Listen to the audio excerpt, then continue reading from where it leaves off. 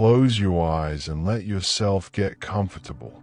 Take a deep breath in and slowly let it out. Tonight, we're going on a gentle journey through time, exploring one of the quietest revolutions in history.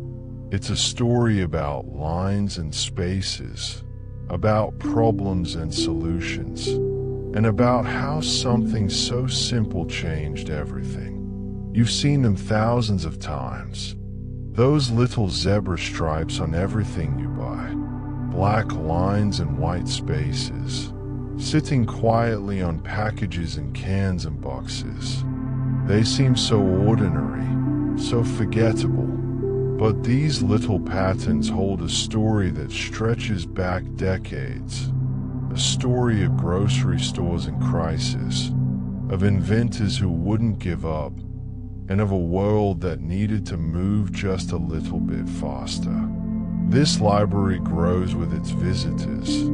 If you enjoy these sleepy journeys, subscribing helps us grow and guides other sleepless travelers here. But for now, all you need to do is relax, settle in, let your muscles relax, and let's discover together how these humble lines became the quiet heartbeat of the modern world. Picture a grocery store on a busy Saturday afternoon in 1965. The aisles are crowded with families pushing metal carts, and at the front of the store, something frustrating is happening. Long lines snake back through the aisles. Customers shift their weight from foot to foot, checking their watches, sighing. Children tug at their parents' sleeves, asking when they can go home. At the checkout counter, a cashier is working as fast as she can. But here's what makes her job so difficult. Every single item that crosses her counter needs to be looked at carefully. She picks up a can of soup and searches for the price sticker. Sometimes the sticker is on the bottom. Sometimes it's on the side, covered by another can's label. Sometimes it has fallen off entirely. When she finds the price, she carefully types it into her cash register. 4 to 9 cents. Click, click, click. The register is mechanical, with keys that need real force to press down. Then she picks up the next item, a box of cereal. She turns it around in her hands, looking for the price. $1.12. Click, click, click, click, click. And then the next item, and the next. The customer in line watches each item being processed. The people behind that customer watch too. Everyone is waiting. Time seems to slow down. The fluorescent lights hum overhead. Somewhere, a baby starts to cry.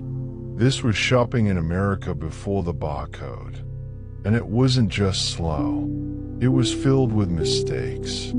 Sometimes the cashier would misread a price. She might think a 7 is a 1. I accidentally type in an extra 0. Sometimes she would type the same item twice without realizing it.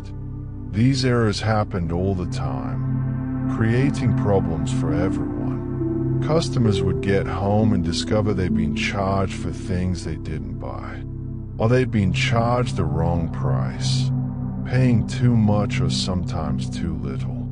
For the grocery stores, these mistakes added up to serious money, but the problems went much deeper than just errors at the checkout. Let's go to the back room of that same grocery store, where the real crisis is happening. Here, in the stockroom, workers are trying to keep track of thousands of different products. Managers need to know what's running low so they can order more. They need to know what's selling well and what's just taking up space on the shelves. But counting inventory is slow, tedious work. Workers have to physically look at every shelf, write down what they see on clipboards, and then someone has to add all those numbers up by hand. This might take days to complete, and by the time they finish counting, the numbers are already out of date because people have kept right on shopping. Store managers would make their best guesses about what to order. Sometimes they ordered too much of something, and it would sit in the back, taking up valuable space. Sometimes they ordered too little, and the shelves would be empty, frustrating customers who came looking for their favorite products. The bigger the store got, the worse these problems became, and stores were definitely getting bigger. In the years after World War II, something changed in how Americans shopped. The small corner markets where shopkeepers knew every customer by name were giving way to large supermarkets. These new stores carried thousands of products instead of hundreds. They were designed for speed and efficiency, for customers who wanted to pick out their own groceries and get home quickly. But the technology hadn't caught up with this vision. The checkout lines, the inventory problems, the constant pricing errors, all of it was holding the supermarket revolution back. The National Association of Food Chains, a group representing grocery stores across America, started looking at the numbers. They were startling. Grocery stores were losing enormous amounts of money to these inefficiencies. Workers spent huge portions of their day just putting price stickers on individual items, one by one by one. Cashiers made mistakes that cost the stores money. Inventory confusion led to waste and lost sales. Something had to change. But what? A few people started dreaming of a different way. What if items could identify themselves somehow? What if instead of a person having to read a price and type it in, a machine could do it automatically? What if a can of soup could, in some way, announce its own price? It sounds simple when you say it like that, but in the 1960s, this was a radical idea. How would it work?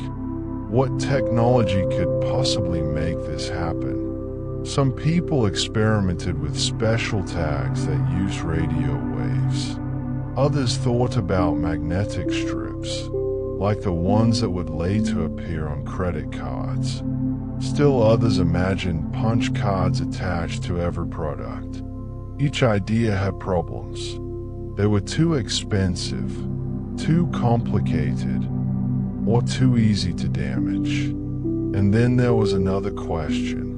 Even if you could create some kind of tag that a machine could read, what would that tag say? How would it communicate what the product was? Every item in a grocery store would need its own unique identifier, its own special code. Someone would have to create a system for organizing all these codes, and every store would need to agree on the same system, or else it wouldn't work. This wasn't just a technology problem. It was a cooperation problem. It was a standardization problem. It required competitors to work together, required an entire industry to agree on something new. In the mid-1960s, this seemed almost impossible. The technology didn't exist. The organization didn't exist. The agreement didn't exist. But the crisis was real, and it was growing worse every day. Those long checkout lines weren't getting any shorter. Those inventory problems weren't solving themselves. The pressure was building for someone, somewhere, to come up with an answer. The stage was set for an invention that would change everything. But that invention had actually already been created, years earlier, by two graduate students who were simply trying to solve a problem. It just hadn't found its moment yet. Let your mind rest on that image for a moment. A busy grocery store, full of possibility and frustration, waiting for an idea whose time had come. Take another slow, deep breath, and when you're ready, we'll continue the story. Our story now travels backward in time to a warm October evening in 1948. We're in Philadelphia at the Drexel Institute of Technology.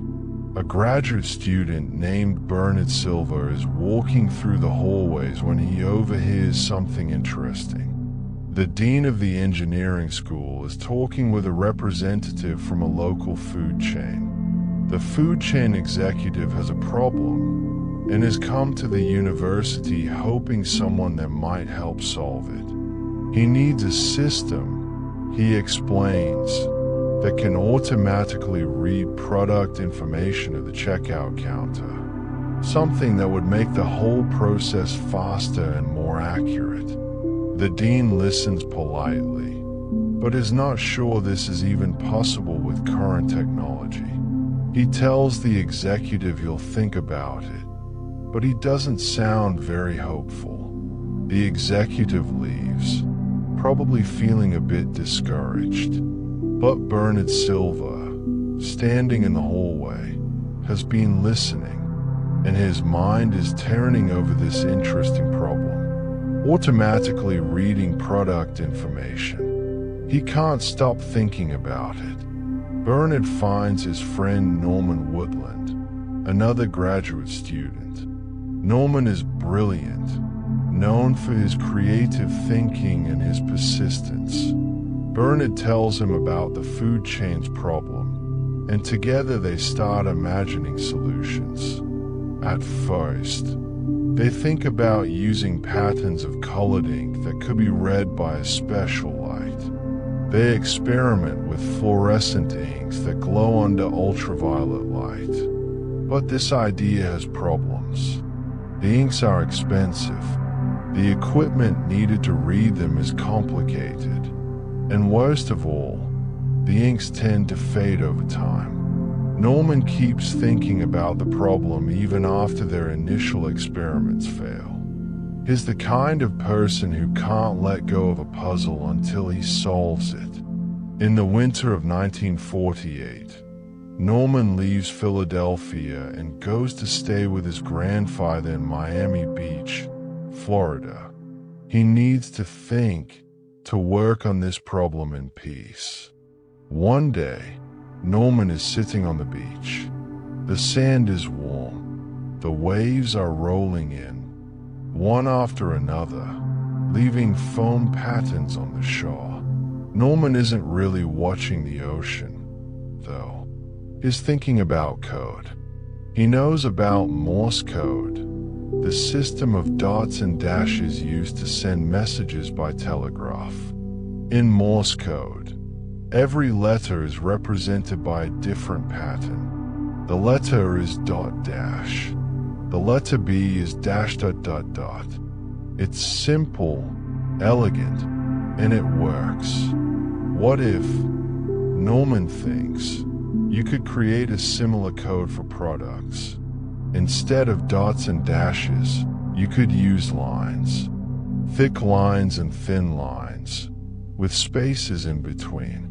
Each product could have its own unique pattern of lines. Norman is still sitting on that beach, lost in thought. And then, almost without realizing what he's doing, he reaches down and drags his fingers through the sand. 4 fingers, making 4 lines. He stays at those lines. Then he curves them, extending the lines downward into the sand, creating a pattern that looks like a target or bullseye. Circles within circles. This is the moment. This is where the barcode is born. Not in a laboratory, not in a corporate boardroom, but on a beach in Florida, drawn in sand by a daydreaming graduate student. Norman realizes that a circular pattern might work even better than straight lines. No matter which direction you scan it from, you'll still be able to read the code. The pattern is the same from any angle. He rushes back from Florida, excited to share his idea with Bernard. Together, they start building a prototype. They use a regular light bulb as their light source and a movie soundtrack reader, the kind used in cinemas to read the audio tracks on films, as their scanner. They point the light at their bullseye pattern and try to make the scanner read it. And it works. The scanner can distinguish between the black circles and the white spaces. It can read the pattern. Norman and Bernard look at each other, hardly believing it. They've actually done it. On October 7th, 1952, they receive a patent for their invention. The patent describes their classifying apparatus and method, a bullseye pattern that can be read by a machine. They call it their circular code. Norman and Bernard are excited. They imagine this invention being used everywhere. They try to sell the idea to different companies, explaining how it could revolutionize retail. But nobody is interested. The technology of the early 1950s just isn't ready for their idea. The scanners would need to be huge and expensive. The computers needed to process the information don't really exist yet, at least not in an affordable form. And nobody has figured out how to print these codes reliably and cheaply on millions of products. Years pass. Norman and Bernard's patent sits unused. Norman eventually sells the patent to a company called Philco for just $15,000. It seems like their invention will become nothing more than an interesting footnote in history. A clever idea that came too early. But the patent doesn't disappear. It's still there, in the files, waiting. Now our story shifts to the railroad industry. This seems like an odd detour, but stay with me. Sometimes solutions come from unexpected places. In the 1960s, railroads are facing their own tracking problems. There are thousands of railroad cars moving all across America, and the rail companies need to keep track of where each car is and what it's carrying. Workers have to stand by the tracks with clipboards, writing down the identification numbers painted on the side of each car as it rolls past. This is slow work, and it's prone to errors. Sometimes the numbers are dirty or faded and hard to read. Sometimes workers make mistakes writing them down. The railroads need a better system. An engineer named David Collins has an idea. What if you could attach some kind of code to the rail cars that machines could read automatically? He creates a system using colored stripes, blue and white and red bars in different patterns. Scanners along the tracks can read these patterns and identify each car automatically. The railroad industry adopts this system in the late 1960s. For a while, it works fairly well, but eventually it fails because the colored stripes get too dirty from the soot and grime of railroad travel, and the scanners can't read them anymore. But the important thing is this. The railroad experiment proves that automatic identification systems can work in the real world. Companies start to take the idea seriously. The technology is getting better. Lasers are becoming more practical and affordable. Computers are getting smaller and more powerful. And people remember Norman Woodland's patent. That bullseye pattern from the beach in Florida. Engineers start looking at it again with fresh eyes, wondering if now, finally, the time might be right. The world is changing. The grocery store crisis is getting worse.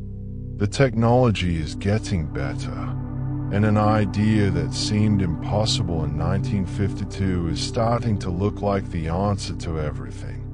But the bullseye pattern isn't quite right. It works, but it's difficult to print clearly, especially when you need to make it very small. Sometimes the circles blur together. Sometimes the printing process creates little gaps or overlaps that confuse the scanners. Someone has a new idea. What if instead of circles, you just use straight lines, vertical bars, running up and down, black and white, creating a pattern that's easier to print and easier to scan? Take a deep breath and let this image settle in your mind. Those simple vertical lines, the pattern that will soon appear on everything. The pattern that started as circles in the sand, that waited patiently for years, that almost disappeared into history, but that survived to become something extraordinary. We'll continue this journey in the next segment. For now, let yourself relax. Let the story drift through your thoughts as gently as waves on a shore. Let's move forward in time again to the spring of 1971. The grocery industry has reached a decision. They can't keep going the way they've been going. The checkout lines are too long. The errors are too costly. The inventory problems are strangling growth. Something must be done. The leaders of the grocery industry form a special committee. They call it the Uniform Grocery Product Code Council, though people usually just call it the Symbol Selection Committee. Their job is to choose a system that every grocery store in America will use. One standard system that will work everywhere. This is a big responsibility. Whatever this committee chooses will affect millions of people. It will require stores to buy new equipment. It will require manufacturers to change how they package products. It will cost billions of dollars to implement, so they have to get it right. The committee meets in a hotel room in Cincinnati, Ohio. Around the table sit representatives from major grocery chains, from manufacturing companies, from technology firms. These are serious people, used to making important decisions, but even they feel the weight of what they are being asked to do.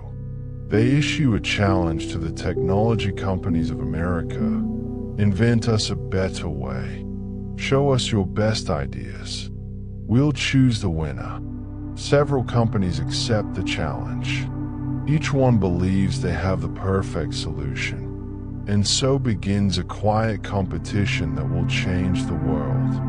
One team is led by our old friend Norman Woodland. Remember him? The graduate student who drew lines in the sand on a Florida beach. He's not a student anymore. Now he works for IBM, one of the biggest technology companies in the world. Norman has been waiting for this moment for over 20 years. He still believes in his bullseye pattern, but he knows it needs to be refined. IBM puts together a team of engineers to perfect the design. They work on making the circles easier to print, easier to scan, more reliable. Another company, RCA, develops a different approach. They create a system of vertical lines, like fence posts standing in a row, black lines and white spaces, alternating in a careful pattern. It's simpler than the bullseye, easier to print on packages with flat surfaces. Other companies present their ideas too. Each team believes their solution is the best. Each one has advantages and disadvantages. The Symbol Selection Committee begins the careful work of evaluation. They test each system over and over again. They try printing the codes on different materials: paper, cardboard, plastic, metal.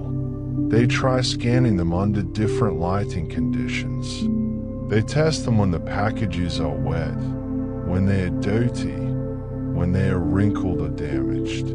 They measure how fast each system can be scanned. They measure how accurately it can be read. They measure how much it would cost to implement. They measure everything they can think of measuring. Months pass. The committee members travel to different cities for meetings. They fill notebooks with data. They have long discussions about tiny details. Which system is most reliable? Which is cheapest to implement? Which will work best in real grocery stores with real cashiers and real customers? The competition comes down to two finalists: IBM's Bullseye and RCA's Vertical Lines. Norman Woodland and his team at IBM are confident. They've spent so much time perfecting their circular design. It has real advantages. You can scan it from any angle, from the side, from above, even if the package is turned slightly. The scanner doesn't have to be perfectly aligned. But the RCA team points out something important. Most grocery items come in packages with flat surfaces. Cereal boxes, cracker boxes, cans, bottles. The vertical line system would fit perfectly on these flat surfaces. And it's simpler to print. Simply usually means fewer things can go wrong. The committee continues testing. They bring in grocery store workers to try scanning packages with both systems. They watch carefully to see which one is easier to use in practice, not just in theory. There's another factor to consider too. The codes need to be small enough to fit on packages without taking up too much space, but large enough that they can be printed clearly and scanned reliably. The vertical line system can be made smaller more easily than the Bullseye. The committee members talk late into the night. Some prefer one system, some prefer the other. They need to reach a consensus, but that's proving difficult. These are people representing different companies, different interests. Getting them all to agree is like trying to herd cats. Finally, in the spring of 1973, after nearly 2 years of testing and discussion and debate, the committee makes its decision. They choose the vertical lines. RCA's system, refined and improved, will become the Universal Product Code, the UPC. Those simple black and white stripes, running up and down, will become the standard for the entire grocery industry. For Norman Woodland, this must be bittersweet. His original idea, born on a beach 25 years earlier, has evolved into something different. The circles have become lines, but has been part of the process. His work at IBM contributed to the final solution, and his fundamental insight that products could identify themselves through patterns readable by machines has won. The committee's decision is announced. Now comes the hard part, convincing everyone to actually use it. Imagine the challenge. Every grocery store in America needs to install new scanners at their checkout counters. This equipment is expensive, thousands of dollars per scanner. Every manufacturer needs to start printing these codes on their products. They need new printing equipment, new design processes. And here's the tricky part. The system only works if everyone does it. If stores install scanners but manufacturers don't put codes on their products, the scanners are useless.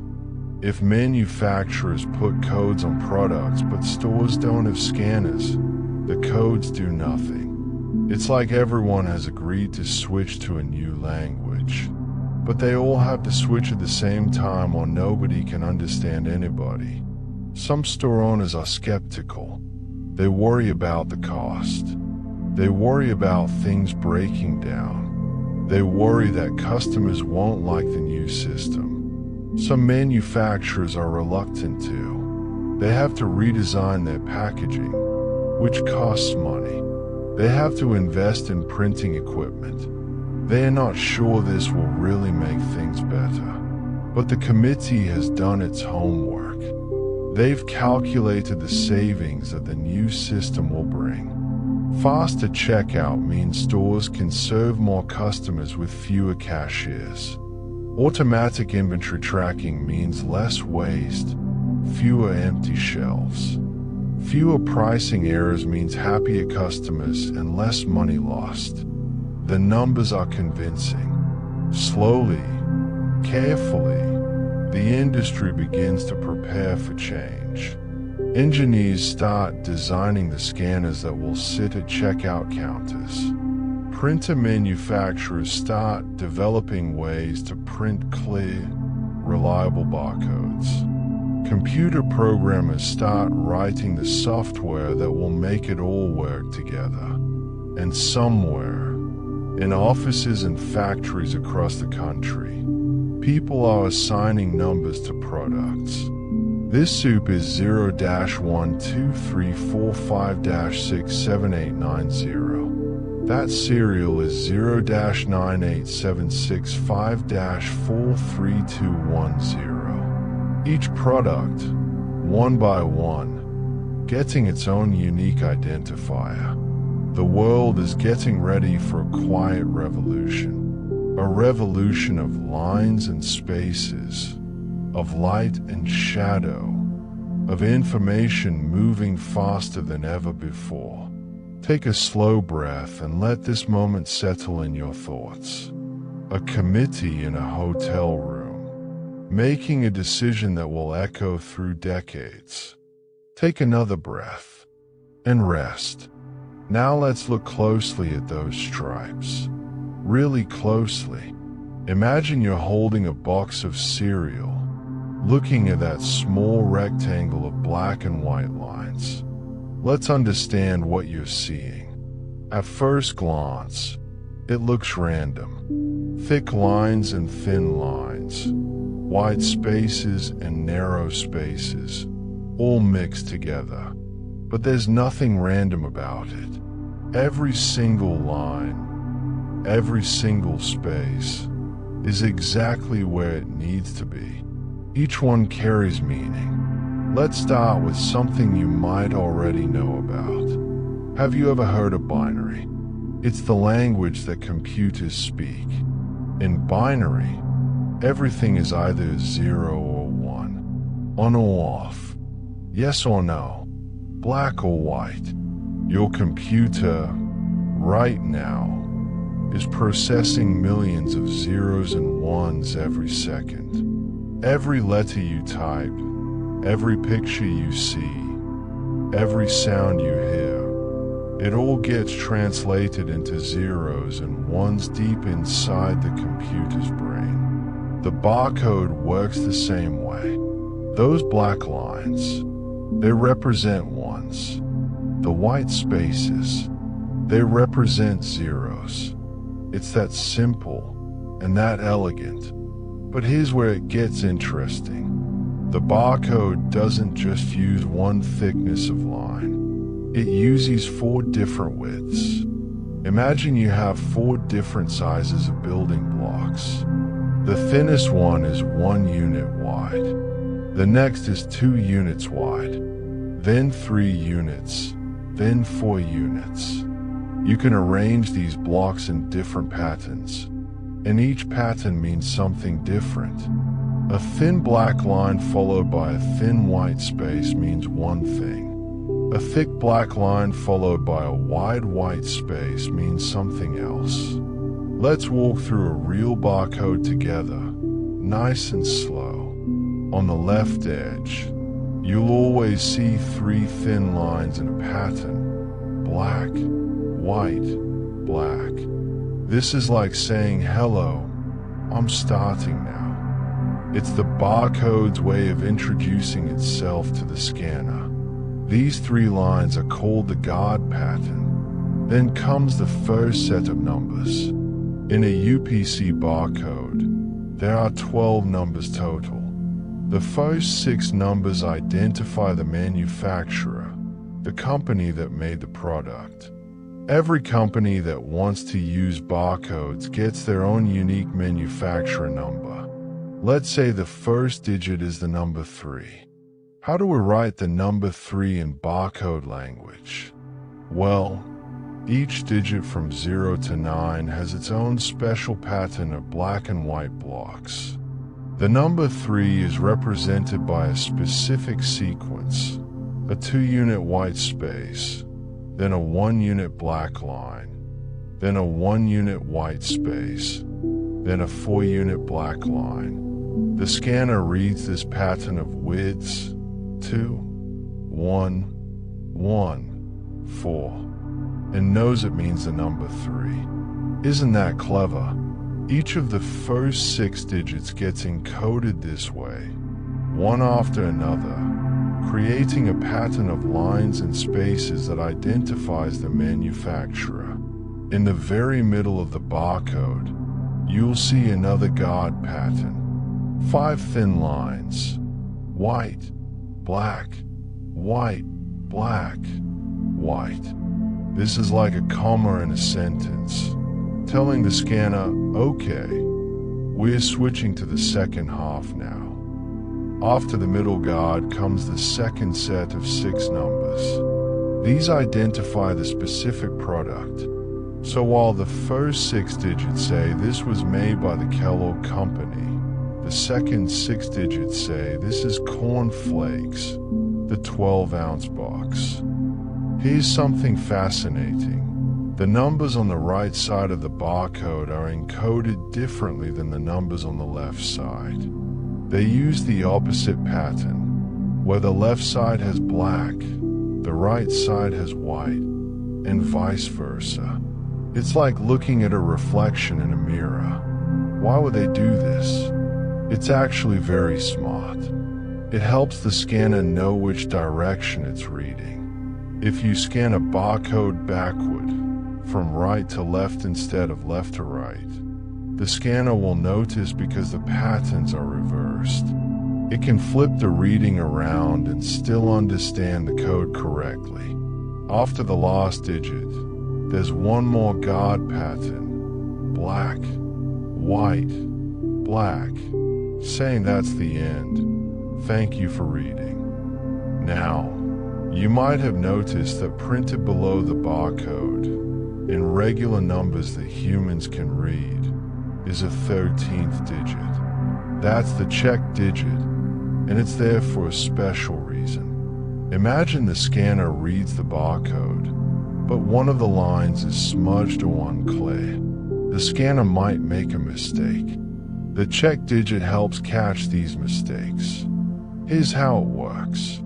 There's a mathematical formula that uses all the other digits to calculate what the check digit should be. The scanner reads the barcode, does the calculation, and checks whether the last digit matches. If it doesn't match, the scanner knows something went wrong, and it will beep and ask you to try scanning again. The math isn't too complicated. You take the digits in odd positions, add them up, and multiply by 3. Then you add the digits in even positions. Then you do a little more arithmetic to get a final number from 0 to 9. That's your check digit. You don't need to understand the exact formula. The important thing is that it's like a safety net, catching errors before they cause problems. Let's zoom out a bit and think about what happens when you scan a barcode at a store. You place your items on the conveyor belt. The cashier picks up your box of cereal and passes it over the scanner. Inside the scanner, There's a laser beam, a thin line of red light. This laser is bouncing back and forth very quickly, dozens of times per second. When the laser hits a white space on the barcode, the light reflects back strongly. When it hits a black line, very little light reflects back. The scanner has a sensor that measures this reflected light. As the laser sweeps across the barcode, the sensor sees a pattern: bright, dark, bright, dark, bright, dark. The computer inside the scanner is measuring how long each bright period lasts and how long each dark period lasts. Remember those different widths. A thin line creates a short dark period. A thick line creates a long dark period. The scanner measures these durations and translates them back into numbers. It all happens in a fraction of a second. Before you can blink, the scanner has read the pattern, figured out the 12-digit code, checked the check digit to make sure it read correctly, and sent that number to the store's computer. The store's computer looks up that number in its database. It thinks, product number 0-12345-67890. That's Kellogg's Corn Flakes, 12 ounces. The price is $4.99. This information gets sent to the cash register, and the price appears on the screen. At the same time, the computer makes a note: 1 box of corn flakes just sold. This information goes into the inventory system. When enough boxes have sold, the computer will know it's time to order more. All of this happens automatically, invisibly, while you're standing at the checkout counter. The barcode has spoken. The computers have listened. The transaction is recorded. Think about how different this is from the old way, from those long checkout lines in 1965. No more searching for price stickers. No more typing in numbers by hand. No more mistakes. Just a quick sweep over the scanner, a beat, and it's done. And it all comes down to those simple stripes. Black and white, ones and zeros, patterns that carry meaning, speaking a language that bridges the human world and the computer world. Let these patterns dance gently through your imagination. Lines and spaces, light and shadow, information flowing like a quiet stream. Breathe slowly. Let the rhythm of the barcode lull you into peaceful rest. Let's travel now to a warm summer morning in Ohio. The date is June 26th, 1974. The place is a Mosh supermarket in the small town of Troy. Outside, the sun is already heating up the pavement. Inside, the store is cool and quiet. It's early, just after 8 o'clock. Most of the customers don't know it yet. But today is special. Today, history is about to be made in aisle 3. Mosh Supermarket has been chosen for an important test. They are going to be the first store in America to use the new barcode scanning system. Representatives from companies and newspapers have gathered to watch. Everyone is a little nervous, a little excited. The store has installed the new scanners at their checkout counters. The equipment is bulky by today's standards. Big machines with glass windows where the laser beams shine through. But to the people watching in 1974, these scanners look sleek and futuristic. For months, manufacturers have been preparing. They've been printing those new stripes on their packages, those black and white lines that will supposedly change everything. Thousands of products now carry the code, but nobody has actually used it in a real store with real customers.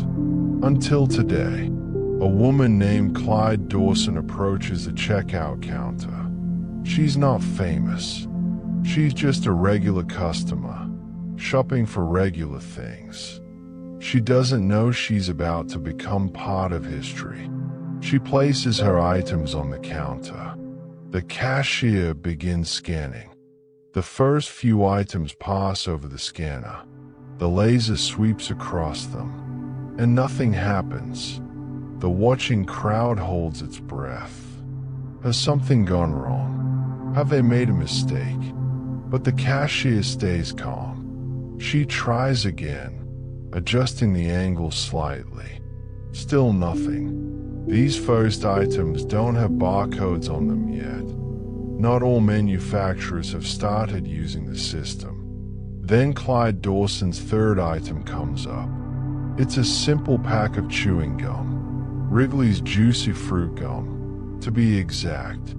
A yellow package with those now familiar stripes printed on the side. The cashier passes it over the scanner. The laser reads the pattern.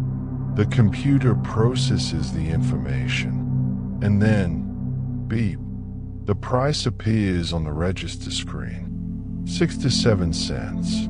The barcode has been read. The system works. The crowd applauds. Someone takes a photograph.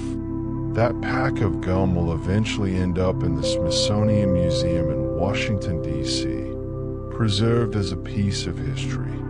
And June 26, 1974, will be remembered as the day the barcode era truly began. But here's the truth. That first day wasn't perfect. It wasn't even close to perfect. The scanners broke down sometimes. The code didn't always scan on the first try. Cashiers had to get used to the new system, learning the right angle to hold packages, the right speed to move them across the scanner. Some customers were confused. They missed seeing the prices being typed in. They wondered if the computer was charging them correctly. Store managers had to explain the new system over and over again. And remember the problem we talked about earlier. The system only works if everyone uses it. In those early days, not every product had a barcode. So cashiers still had to type in prices for some items manually. The new system and the old system existed side by side, which made things more complicated, not less. Some people predicted the whole thing would fail. They said it was too expensive, too complicated, too futuristic. They said customers would never accept it. But slowly, week by week, month by month, things got better. More manufacturers started printing barcodes on their products. The scanners became more reliable. Cashiers became faster and more confident. Customers started to see the benefits. Shorter lines, fewer pricing errors, faster checkout. Other stores watched Marsh's experience carefully.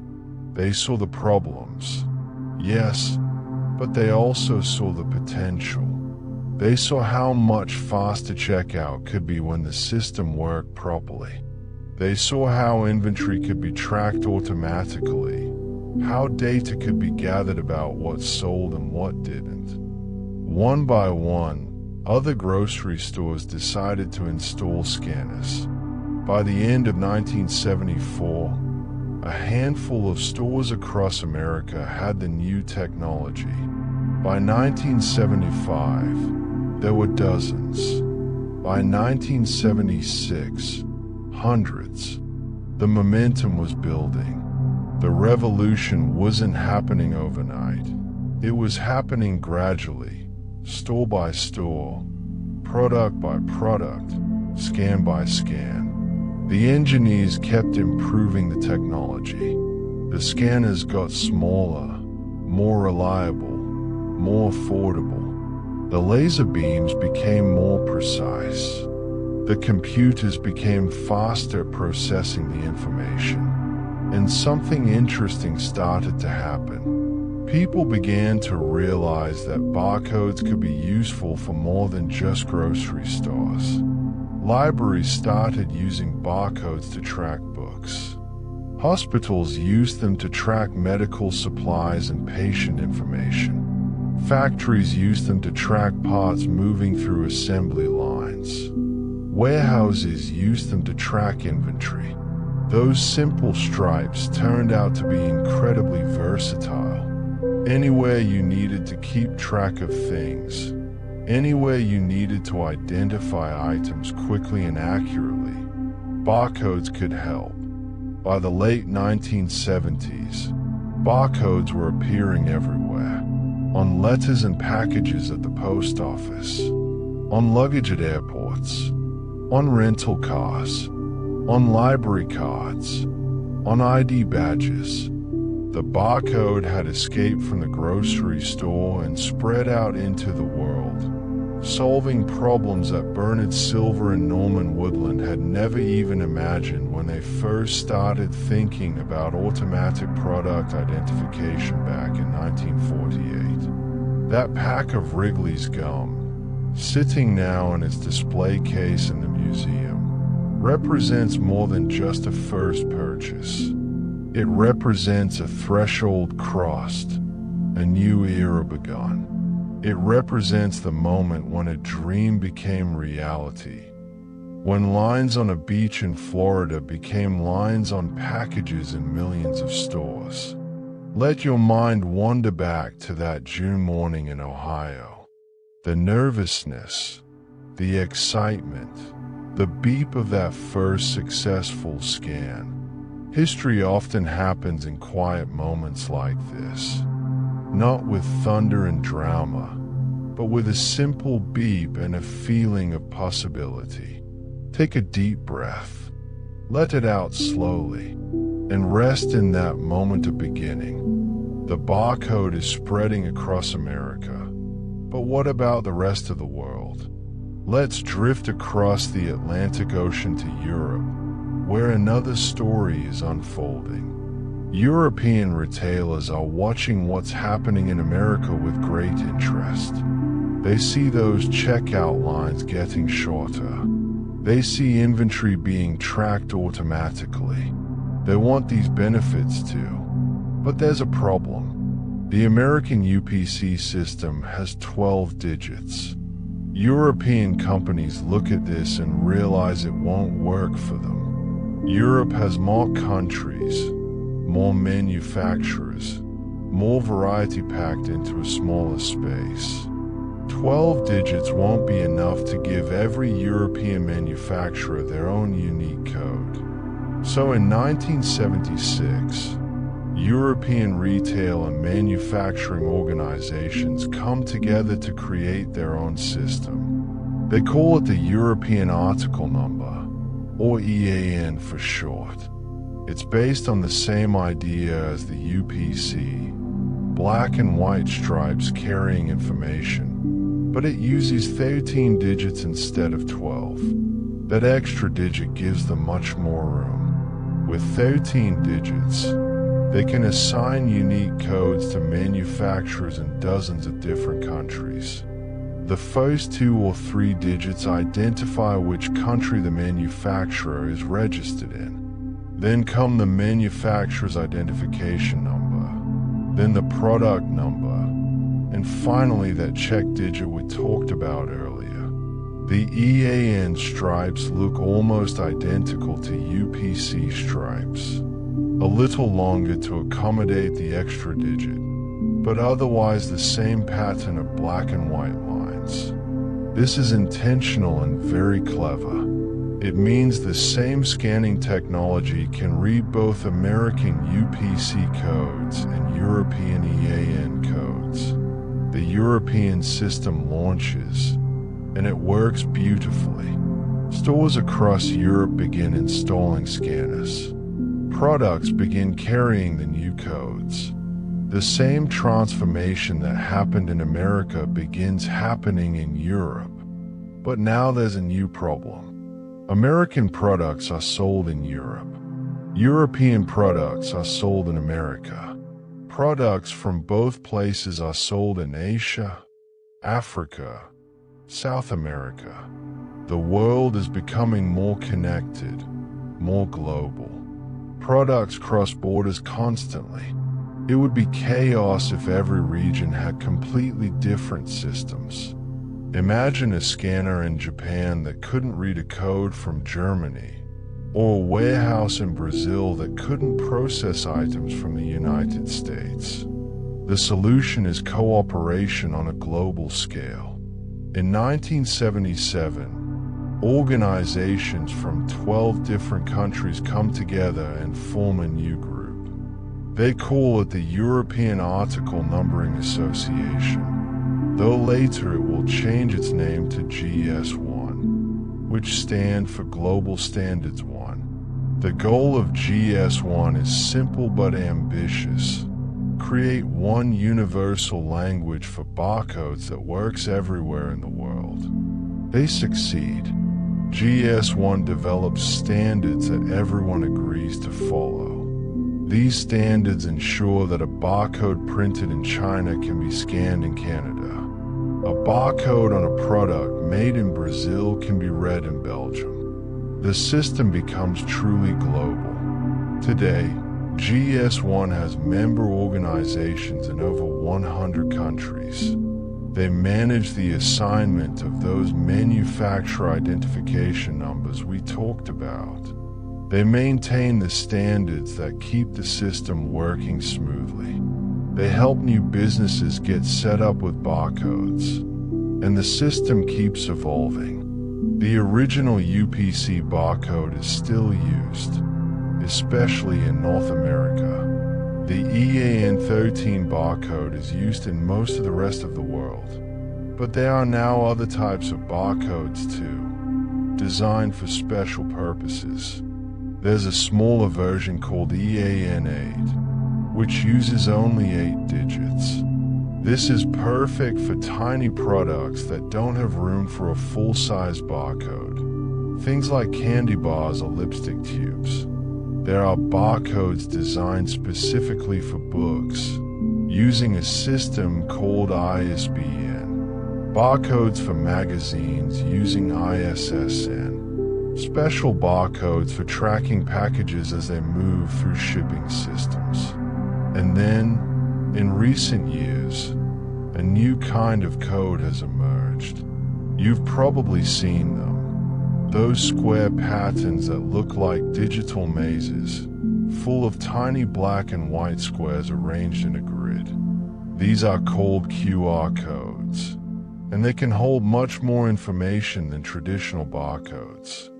But all of these systems trace their ancestry back to those simple stripes, back to Norman Woodland's fingers in the sand, back to that pack of gum in Ohio.